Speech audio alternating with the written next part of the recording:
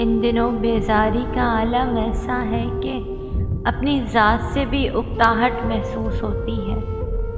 زندگی اور اس کے معاملات سے اس قدر بے ربطگی ہو گئی ہے کہ سب کچھ چھوڑ چھاڑ کے کسی ویرانے میں بھاگ جانے کا جی کرتا ہے۔ ایک ایسی جگہ جہاں کوئی ذی روح موجود نہ ہو اور کسی بلند پہاڑ پہ چڑھ کر اتنا چلایا جائے کہ اندر کا سارا غبار نکل جائے۔